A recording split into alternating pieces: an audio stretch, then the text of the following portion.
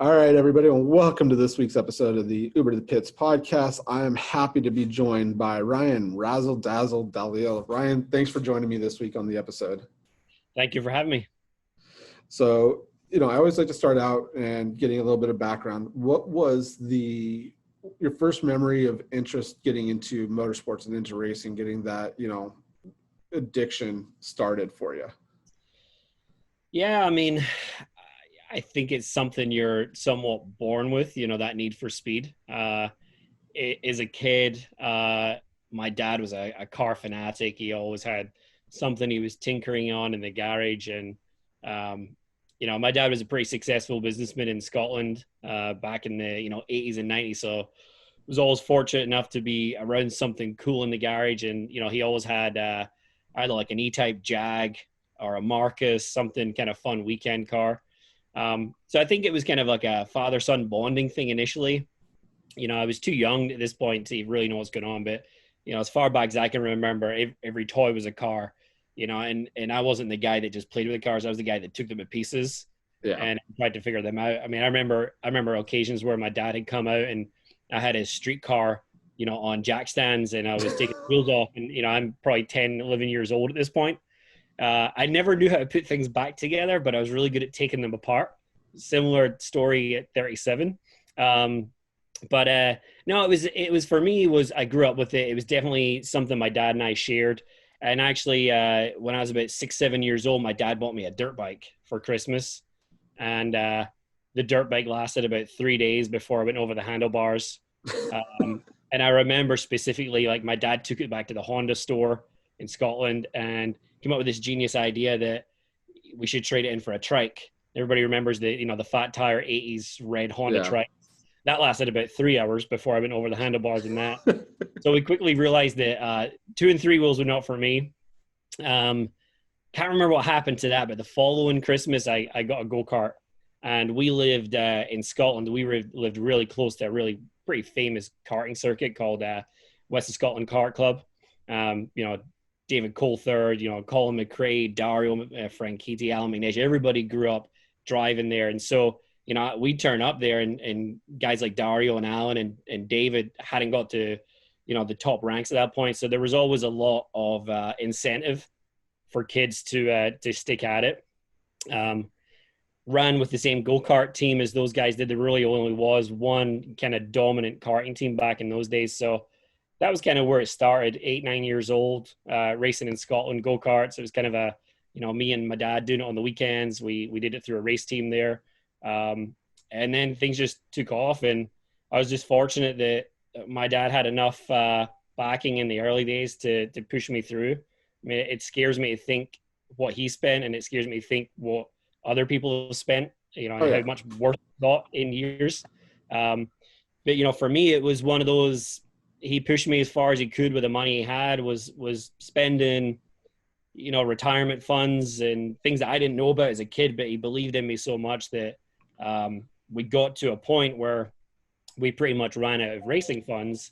And then just overnight, opportunity arose that brought me to the US, and, that's really where it changed for me. There was opportunities here, and, the little bit of the backstory on that was Dario was a really, really close family friend, dated my sister for a number of years. And so he kind of mentored me in those early days. Dario had now come to kart at the time. This was in, the 99 to 2001 era, and signed me up with his management team. And the opportunity came up to come over and race Atlantics. And it was pretty much the point where it was, I had to decide, was I going to go to university or was I going to come American race? And for me, I tell everybody, it takes money to get to a certain point, and it takes a ton of luck to get to that next stage. And I just got lucky with some good people. Mike Shank was the first guy to take me under his wing. Came over for a bunch of interviews at the end of, it had to be in 2001, the end of that season. All my interviews got canceled. I lined up at Doricott and Hilton Racing and all these big name race teams. And by the time Saturday morning came around, they canceled the meetings with me, and Mike Shank took a chance and offered me a deal. And it was only a 9-race deal. And then, next big opportunity for 2003 was a team called Sierra, which was fully funded, and I actually started getting paychecks at that point. So, like I said, it's just an overnight. For me, it was an overnight success story. Um, I think that I'd worked hard for it, but it was not an easy road. Yeah, and it really isn't. But anytime to be successful in anything, unless if it's something that's 100% handed to you down the line, you really got to work and put in the work to achieve what your goals were. I find it kind of odd that, or not odd, but it's kind of funny that a lot of Americans try to go over to Europe for the next level, where a lot of Europeans tend to come over to the U.S. to, come to the next level, and whether it be sports car or, IndyCar, because it's like, everyone seems like everyone's goal as a young driver is to reach Formula One. My problem is I kept growing. I'm 6'3", so trying to fit into a Formula One car or a Indy car, my head's gonna be sticking above the roll cage. But I just kind of find it funny that Europeans come over here for the next step, and Americans try to go over to Europe to get noticed. It's almost like there's a fine line between staying in your own country for that, next step, or do you put out the funds and really jump for it and go to, another country? I think there's a lot of reasons for that, and everybody obviously has their own reasons. I think number one is exchange rates. You see when dollar's weak or strong, good times for guys to go either direction of the Atlantic. I think another reason, and one of my reasons was, my dad owned a bakery business, and by no means were we large, but we were like what we would call like a high street store. People knew that was my dad's company because Scotland's a small, country, and we were nationwide. So you're labeled. Initially, you're just labeled, and there's lots of drivers like that get labeled to, you walk up to the meeting, and there's, multiple tiers of budget, and you get the top tier. And so we were done with that. We had paid our dues in Europe. And so sometimes people do it to have a hidden identity, I think. And I've seen a lot of Americans go to Europe, and I think that's a similar reason for that. You go there, nobody knows your business, nobody knows who you are. That's some of the reason too. And then, other reasons are it's the path you want to go. I mean, I wanted to go Formula One, as do most open wheel guys. But in all honesty, I came over to watch Dalziel multiple times in 2000, 2001. I fell in love with kart. Still to today, that to me is the greatest series that we've ever had in racing. I don't think IndyCar has, well, I wouldn't say it doesn't have a patch. I think IndyCar now is getting to where kart was then. I'm sure the last 10 years was not there, and I think IndyCar drivers will acknowledge that too. But, that late 90s era was just spectacular, and I just fell in love with it. My first race was Houston Street Course. Okay. And seeing these 900 horsepower open wheel cars, running along the side of walls was just crazy to me.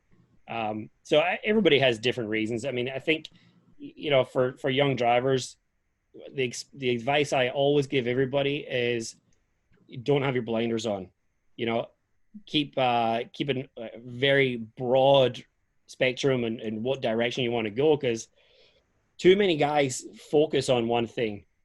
And I know a lot of failed IndyCar drivers that tried so hard to be IndyCar drivers.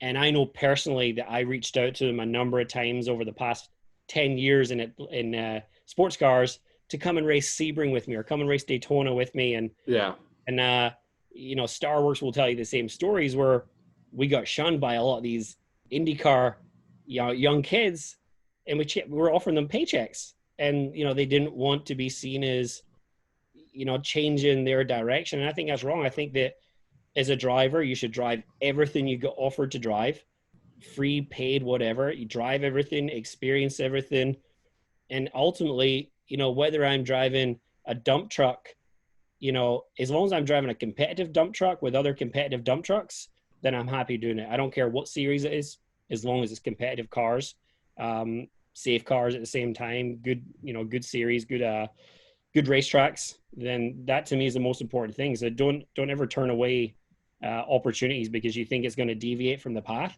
It's not going to deviate. It's giving you more experience. No, and I mean, I race motorcycles and, cars too. And I get into different cars because every different car is going to help, work in some area. Like, dirt track working with, helping with throttle control and not using brakes and car being loose all the time. IndyCar DP cars working with high downforce and understanding what speed you could carry through a corner with these high downforce cars to a lesser downforce car where you have to work on momentum. So every car is going to have a benefit to making you a better all-around driver. So I definitely agree with, get into whatever you can and just drive. I think I can sum that up from Sam Schmidt. Sam Schmidt called me, I think it was 2014, when Paginel was leaving Schmidt to go to Penske. And he was looking for a sports car driver to fill the position at the time. And he believed that Paginel's time with the Acura prototype program made him such a diverse driver, taught him fuel strategy, taught him tire management, endurance racing at the same time, patience. And I always remember that conversation because I'd never thought about it that way. But I think that, every discipline of motorsport, whether it's 2 wheels, 4 wheels, whatever, you're always kind of stuffing, those little bits of information, into the memory bank. And, even now, I drive so many different cars, whether it's, coaching or racing. I mean, I'm fortunate to have a busy schedule like that. But, it's like you have to take little bits of advice on everything and remember it so that the next time you get the opportunity, maybe you coach a guy driving a 911 Cup car. Maybe next year you get offered to come and do a shootout for Porsche. So you have to remember the things that you've learned over the years and put them into play when needed. Yeah. And, like you said, being shunned by IndyCar drivers with like Star Wars or whatnot. But then look at now, you have Helio Castroneves finally winning his first championship in a prototype car, not an IndyCar, a prototype car. And then you look at Wayne Taylor Racing, you have, Briscoe, Hunter, then you also have Hunter Ray. You have Alexander Rossi coming to Wayne Taylor next year to race the endurance races with his new Acura squad. You've had Graham Rahal. So these drivers now, I think, are a lot more open to get more seat time in other cars, other series. Yeah, I think it's, I think offering those guys the big races is a big appeal to them. I mean, do Daytona. Daytona is so world-renowned, famous. I can understand why those guys want to come and do it. And the other thing, I think is probably the most important thing, is IndyCar has testing bans, and so I think when you look at Acura utilizing their IndyCar drivers in sports cars, it definitely keeps their drivers fresh, gets them a nice kickoff for the season. So I think that's a big part of it. But ultimately, I think people just want to come and do those signature events. It's same as if you asked majority of the sports car paddock would they want to go to the Indy 500. Most people would line up and wait their turn. No, and I think the same thing would be like if you go to any of the IndyCar drivers now and say, hey, I have an open seat for the 24-hour Le Mans or 24-hour Daytona, they'd be all over it. Okay, put me in. Yep, for sure. So, you've gotten to work with Star Wars and, Shank Racing. Now, you've also been, DP, open wheel, true sports car, GT3s. Do you have a favorite? Favorite race car would definitely be, the last generation IndyCar or, champ cars. Not the panels. See, that was the 2007 car, the DP01. I didn't like that car. I thought it lost a lot of the soul of an IndyCar. Yeah.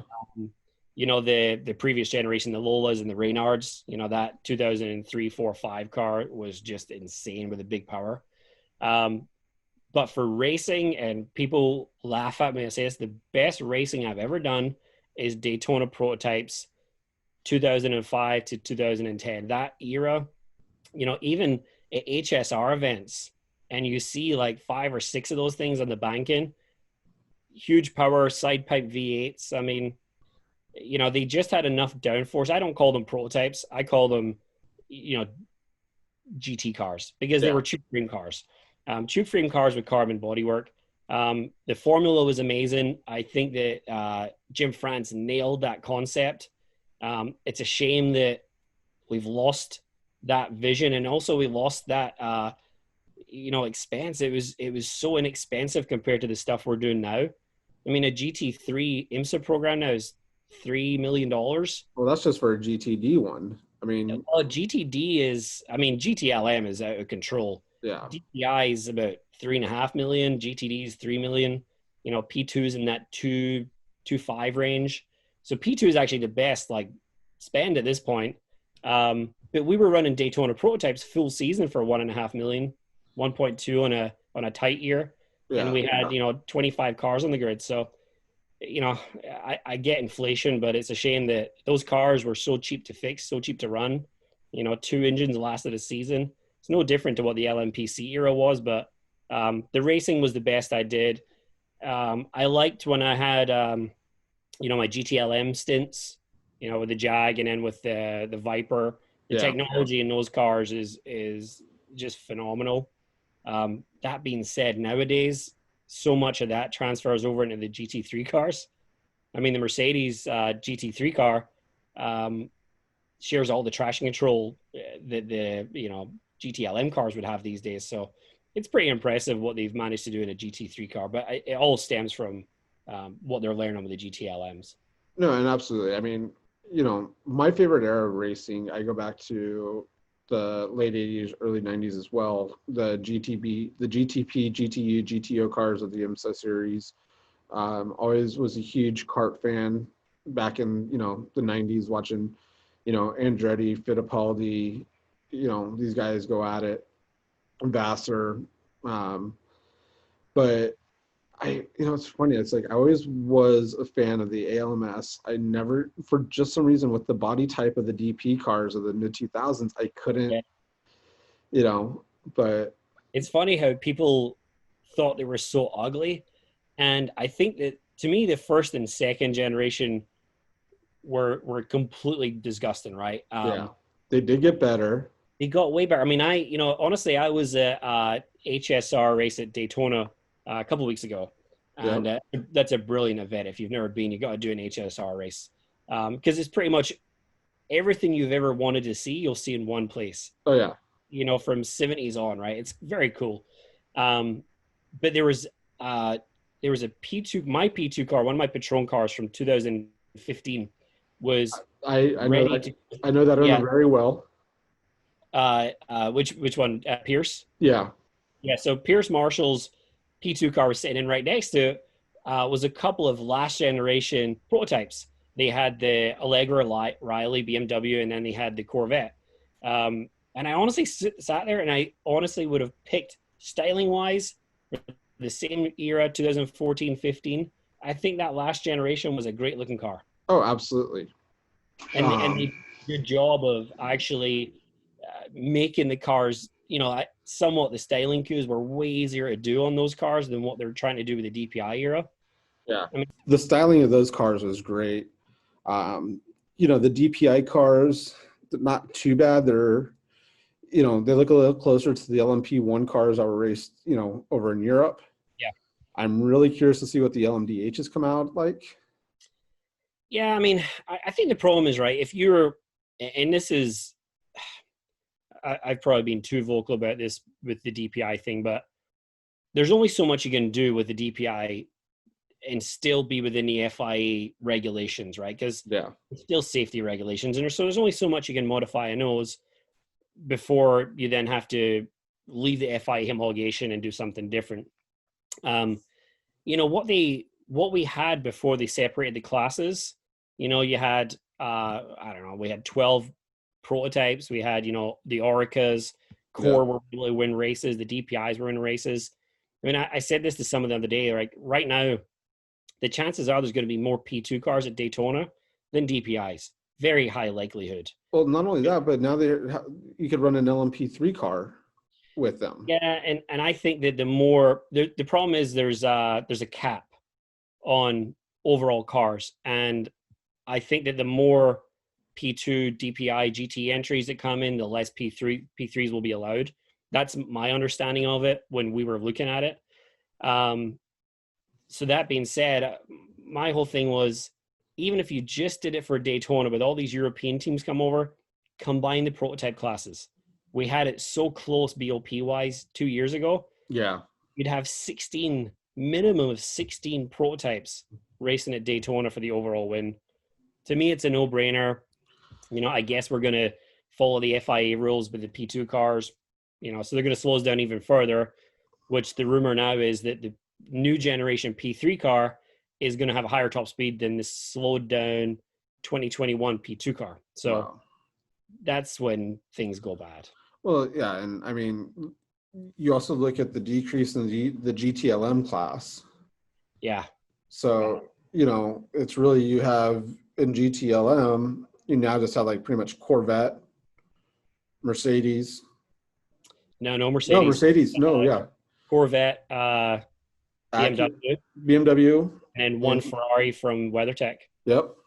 And that's it. Right now there's 5 cars. Yeah. That's a tough one, right? Because you think that's not enough, but ALMS ran, year after year with 2 cars in the class. Yeah. 2 Corvettes. So, I'd love to see GTLM and GTD combine into one class.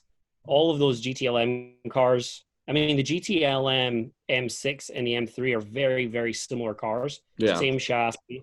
I'm sure the Corvette could be easily detuned to a GTD car. Then make 2 GT3 classes, a Pro class and a Pro-Am class. Yeah. To me, it seems really simple, but I'm sure there's reasons why it can't be done. No, I think a lot of it has to come down to pure manufacturer exactly interest. Yeah. And that's the problem with DPI, and I totally respect that from the manufacturers. When we had the Patron deal with the Nissan, I mean, we weren't really a factory team, but we put a lot of money into it as a Nissan DPI. And so when you look at what we put in, was probably a fraction of what Acura and Cadillac were putting in, and then we're getting beat by Core in a $500,000 car when we've spent $15 million that year to be competitive. Our engine budget with the Nissan program was outrageous, like over $1 million for engines. So I get why manufacturers had IMSA, and I think they did have IMSA pull the plug on the combined class. It's just a shame that, to me, if you combine the P classes, DPI is Pro, and P2 would be Pro-Am, but at least give the Pro-Am options to race. No, exactly. And I think, also they look at it that way as like, oh, we can't have an amateur showing up our 2 pros. True. And, then it also comes down to driver rankings as well.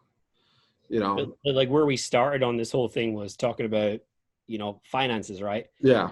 And 90% of my career has been built on an AM driver funding a race car for me to race with him. And what keeps AM and gentleman drivers, quote gentleman drivers, what gives these guys drive and what wants them to continue is to be able to race against these teams. And they know they're just doing their little part. A lot of these amateur drivers, when it comes to strategy, will be like, hey, do whatever's best for the car and for the team. I'm fine doing my, 6-hour minimum at Daytona, get it over and done with, let you guys go race. And at the end of the day, 2 people fund racing, manufacturers and wealthy individuals. You got to keep both parties happy. You just can't keep manufacturers happy because they come and go, proved by Acura. Yeah. The minute they pulled their money, Penske's gone. The same thing happened with Penske in the DP era. As soon as the sponsorship dried up, they're gone. So, the people that are loyal, are the Ben Keatons of the world and the David Askews of the world, guys that are, spending millions of dollars for a 10-year stint. You can't really say that about all these manufacturers. No. I mean, you could even go back to looking at the SRO, series as well. They had hardly any GT3 cars with pro backing in them this year. Where World Challenge, you'd have 15, 20 cars in a race for the GT3 top level pro, and then this year, you're barely making 10. Yeah, and that's been a difficult one. I'm a big supporter of World Challenge. Obviously it's SRO Yeah. American. Um, there's not an easy answer as to why they've lost cars. I mean, I sat down. I have a great relationship with Greg Gill, the CEO, and he sat down at one of the final races with David Askew, who's the owner of DXDT, and myself, and he was like, "What did we do wrong? What do you guys suggest? What's the input you guys want to do, and what do you think about the structure?" And he asked us, "Should we bring back the pro factory efforts?" And I'm totally against it. I think it's wrong for the series. The formula that they adapted this year to have no pro cars was perfect, but obviously this year did not go as planned. Yeah. It's something that I don't think the structure is wrong. I think that, for example, my co-driver David Askew, who funds my car, we're obviously a full pro-am team. George Kurtz, CrowdStrike, fund the other car. These guys want to race for overall wins. And what's going to happen when you have the pro entries? These guys, their cars will never be on TV. They're going to be following the pro stuff. And that's disappointing because these are the guys that kept the series going all the way through 2019 and 2020. So it'll be interesting. I personally don't see many pro cars turning up. If it was me, I would put a minimum count. If there's less than 4 or 5 cars, then we don't run a pro class. It's easy if there's a my whole feeling is if a manufacturer is going to fund a pro car, they can definitely fund a pro-am car, because a pro-am car will bring some budget. Is it all the budget? I don't know, but there's no reason manufacturers should embrace their customers, because these are the guys buying the cars. The series should be embracing the gentleman drivers, because they're the guys that are paying the entry fees and turning up every year, not just in and out. No, and I think maybe if the manufacturer for a Pro-Am series, like a strong GT3 or just strong GT4 program, say, okay, we're going to give you a budget of X amount of dollars. That'll help cover an engineer, your pro driver, and some incidentals. Or then as the amateur driver, you're bringing in money to help cover, the rest or half of it. Yeah. Making a nice split to really also incentivize somebody to come in and race. Because even to do a full SRO program, whether it be GT3 or GT4 for the year, you're probably looking even close to $1 million, if not a little bit more. So my understanding, and again, this is just what I believe, this is not factual. Acura did the perfect, let's say, customer program this year. And again, this is just my belief. I don't know for factual, so I'm not going to say I know this for sure. But I believe what you're suggesting exactly is what Barkley had with the Acura program in Marseille, which was, we'll give you X amount of stuff, and you can cover the rest. And they put together a phenomenal team. And quite honestly, the Marseille Barkley car would have won the championship over the Kurtz and Braun car. Pretty comfortably, but he dropped out with the COVID because he's Canadian.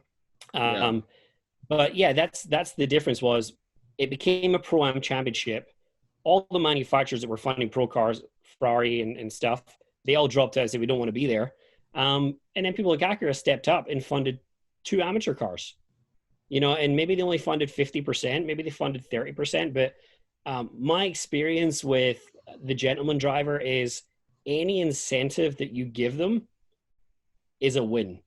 If BMW come to you and say, hey, we'll give you a free car, or we'll give you 15% of your overall budget in parts and engineers and drivers, that's a big incentive to these guys. They want to feel like they're part of the show, and they want to feel wanted from the manufacturer. Yeah, because I know I'm looking for putting together my budget for 2021, 2022, and depending on what series, what class I'm racing in, I'm looking at easily spending $1.2 to $2 million for the year, and that could be for a full ride by myself, or even putting money in for a shared ride with a co-driver. And I know a lot of people, a lot of these gentleman drivers will go to Europe and race because it's 20 to 30% cheaper. Yeah, that's a little bit okay. So I hear that a lot, and I hear from a lot of guys I coach. Say, hey, let's go and do ELMS. When you add up the hours of drive time, it's actually not as good a deal in Europe as people think.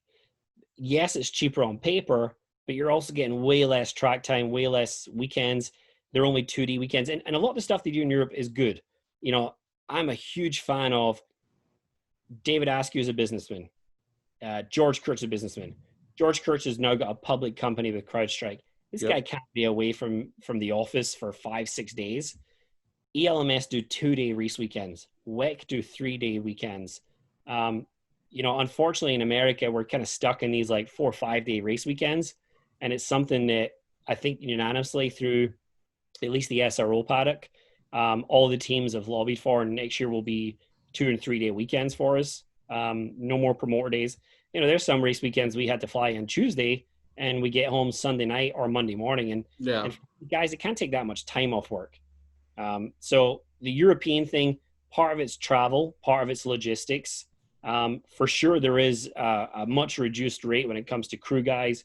Drivers are paid less, but ultimately it's less hours of racing and less weekends. And that's why the budget looks a little bit skewed. It was a big difference, I would say 2 years ago, but it's pretty close now. Once IMSA introduced the sprint championship, if you look at the sprint championship in IMSA, it's very close to what ELMS is as far as dollars go. Yeah. But I mean, again, like you said, the downside with racing Europe is less days, less track time. No, it's funny. Not necessarily less practice though. You get huge amounts of practice because they have less things racing on the weekend. Yeah. In America, we seem to have, seven different race series on one weekend. And so you have to stagger them all through the weekend. And it's a lot of track time wasted. But, like in ELMS, I think there's 4 or 5 hours of practice before the race starts. What I mean is overall through the weekend, there's less days at track and there's less hours on the race weekend. But they actually get a lot of track time, especially practice. Yeah. I mean, that's a Pro-Am championship. That's a nice, give back, I guess. I wish that U.S. racing would be able to find a way to, cut that budget down. Yes, like you mentioned earlier, there's inflation, but I think sometimes the way they schedule races where, they open up, let's say, COTA one weekend, next weekend they have to be in St. Petersburg, then the following weekend they got to be at Laguna, then from Laguna 2 weeks later they're at VIR. Yeah. I mean, I can tell you this, that I don't think there's any CEO in racing between IMSA, SRO, Trans Am. They would all agree with that. And, I've been in a lot of these, calls and conference calls and meetings where it's always the number one topic. I think it's just, to be honest, racetracks make their money from everything but the race series. Yeah, well, because they have the tracks have to pay the race series for them to be there. Yeah, so they make their money on the track days and their private events and their coaching, their driving schools. So we all kind of get put in and shuffled in because they know it's a big draw. But ultimately, not many of the racetracks bend their calendars for the race series, and so they try and do their best with that. I think when you look at the SRO schedule next year, they've done a pretty nice job. We start the season in Sonoma and then we work east from there. So I think they've done a pretty good job. IMSA, it's hard just because of the nature of where our big ticket races and stuff are. Yeah. And then you have to try and, all these series between IndyCar, SRO, and IMSA, try and avoid conflicts as best they can. I know SRO and IMSA have an agreement right now to have no conflicts. And so there was 2 dates that conflicted before the schedules came out. One was an SRO change and one, they basically agreed to move one each, which I think is great. Under current leadership in both parties, both guys come from a racing background. Yeah.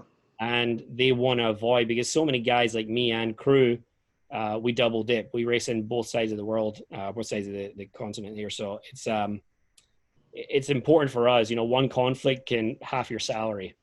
No, and I So know that, you avoid that.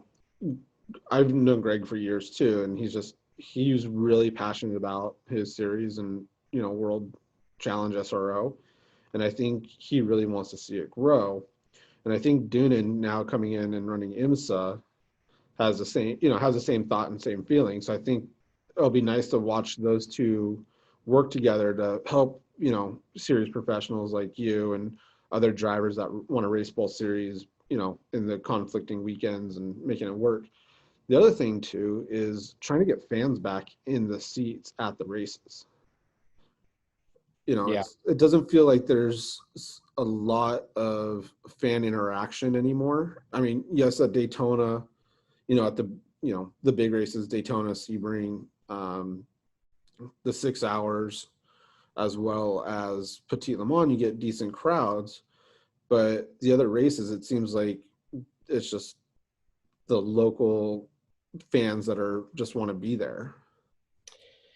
Yeah, I mean, when you look at the numbers though, for sure on the Daytona Sebring side of the world, they're setting record numbers every year. I mean, obviously, this year a lot of the numbers are skewed March onwards, Yeah. but I think that one thing that was great for SRO was when we ran the IndyCar weekends. I thought they were going to have a couple of IndyCar weekends for 2021, but they've decided against that. I think that was purely a Stefan Rattel decision. I think everybody else wanted to go back to those IndyCar weekends because it ultimately draws, a big crowd for us. And but I think IMSA is pretty strong on the fan, base. I mean, I think you could say that there's an argument on they've done a really good job in the past couple of years of upping the TV package. And so, yeah, are people staying at home because now the TV's better? I don't know. I mean, I think that you're always going to, lose fans. And what we have to do is you're going to outgrow fans. Fans are going to get older. They're not going to be able to get to the track anymore. So it's definitely that younger generation that you need to pass down and start having the kids that you brought bringing, their friends, and then they're bringing their kids. And maybe we've lost sight a little bit of that just now. Yeah, and that's what I remember as a kid going to, the different, GTP races, the kart races. There was kid activities. There was something that I was excited about to go see, getting up and close to seeing the cars, being able to have a walkthrough, having display cars. It doesn't have to be the actual car being ran that day, but having a promotional car that travels with SRO or IMSA that kids could come in and sit in and see and touch and feel and be like, wow, this would be awesome to, do this on the, every weekend of the year. Something to really grab their attention. Yeah, I agree. I mean, I would say that I think sports cars in the US, both series, Trans Am even included, we don't turn anybody away from being in the paddocks. You don't get anywhere near race cars in Europe. Yeah. IndyCar, what was funny is the IndyCar weekend that we did in Indianapolis with SRO, we were the highlight. We were the main event. SRO IndyCar race. We held the track. We were in the garages. Yet, as an SRO driver, I couldn't walk into the IndyCar paddock. I couldn't even walk into the IndyCar paddock to use the toilet. And it was hilarious because right behind our garages, if you know Indy, you've got the big walkway right behind the pit straight garages. And then that's all the, like office suites and restrooms. Well, they decided that they were going to reserve those toilets for the IndyCar paddock.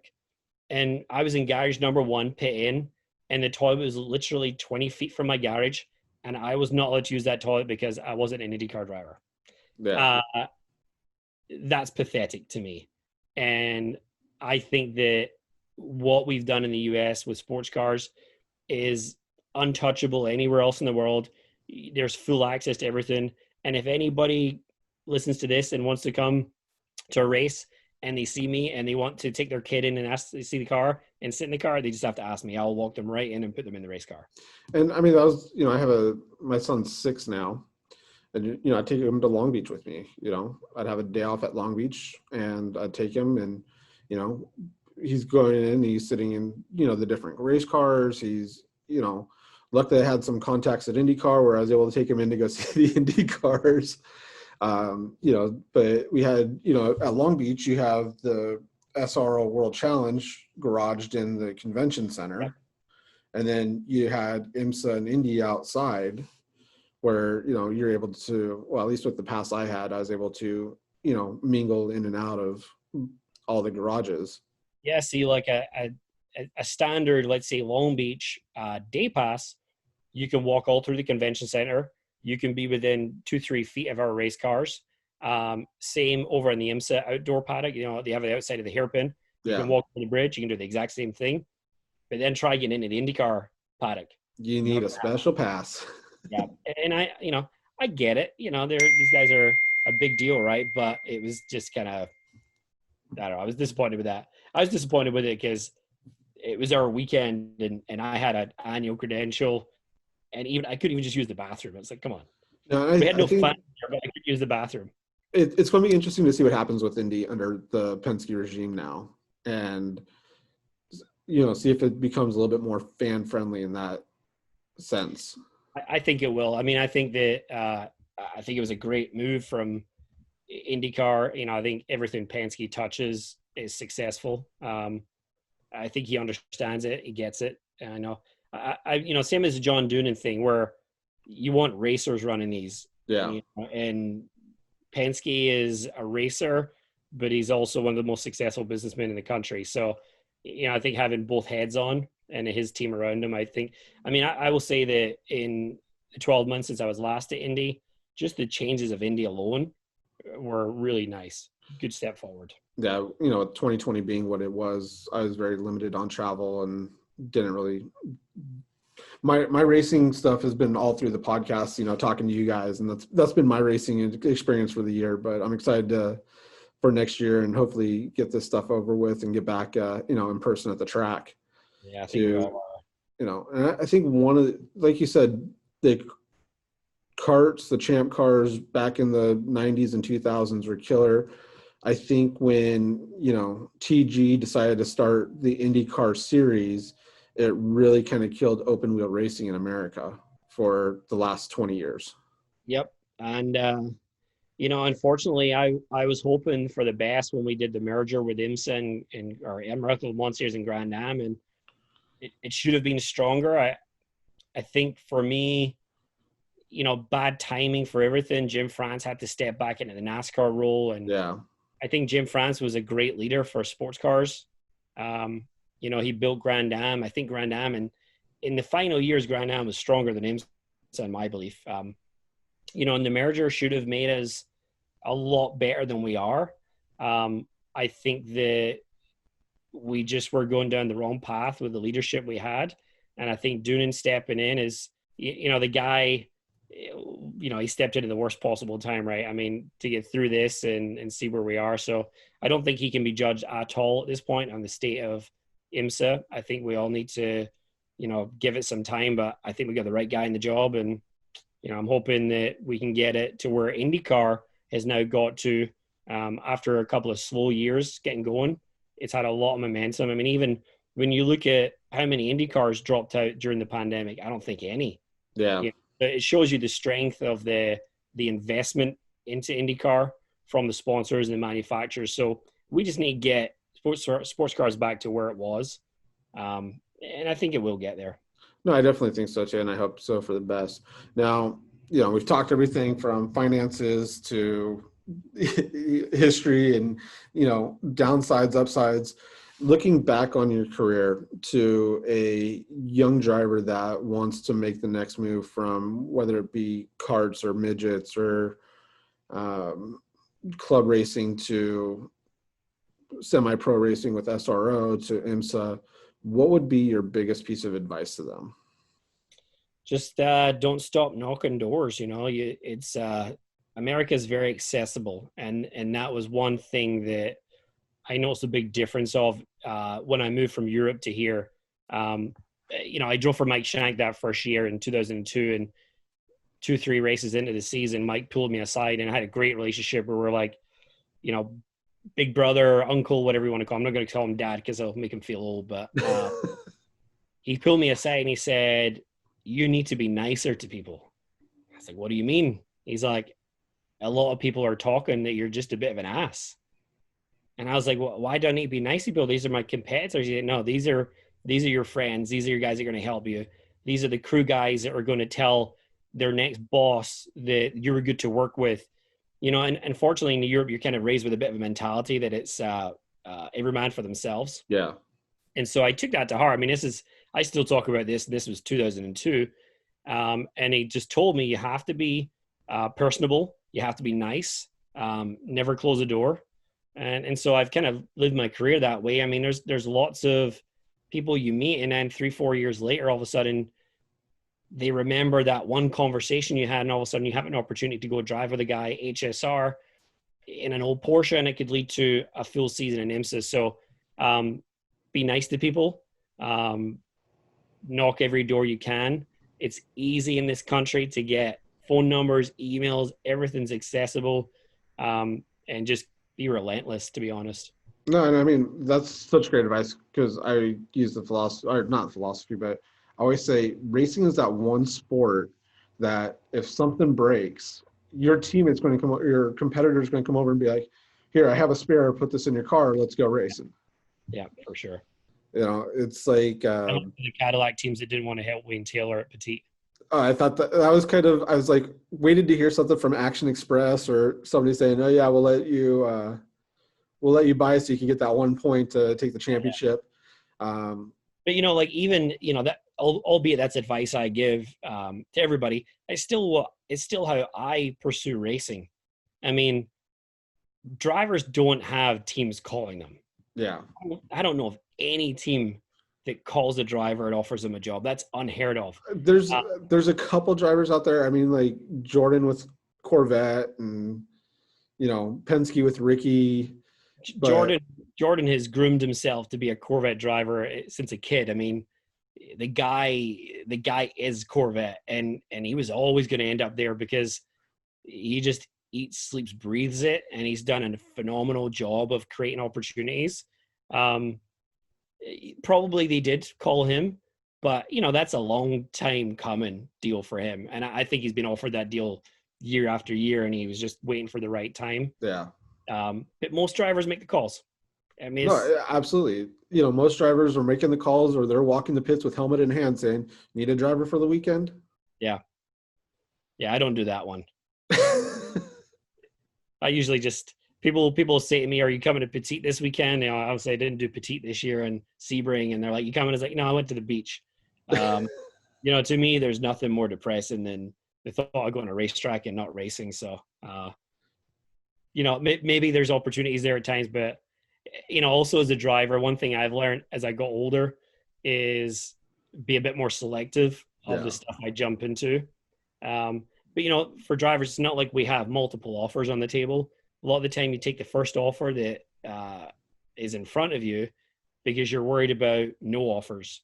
And so I've tried over the last few years of, a perfect example was, this year when I withdrew myself from the Star Works program, and I get nothing but love for Peter. He's a good friend of mine, always will be. But the situation I was in with the co-driver, I needed to get out of it. It was not a great place to be for me. And, sometimes you have to be a bit more selective if you can. Younger guys, you just got to take what's there and get in there and, had that resume, build it up.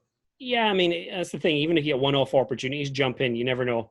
Even if it's not the greatest car in the world, if you're young enough, maybe you can go in and be hungry and punt a couple of guys. I mean, my very first sports car race, I punted Oberlin. And everybody's like, "You can't crash into Bill Oberlin." Well, why not? Now you're talking about it, right? Exactly. My first year in prototypes, I punted Angelelli a number of times. I get into fist fights with him in the pits, and so sometimes you got to make a name for yourself somehow. I think that one was just European pride between the two of you. Oh yeah. You mess with the wrong guy.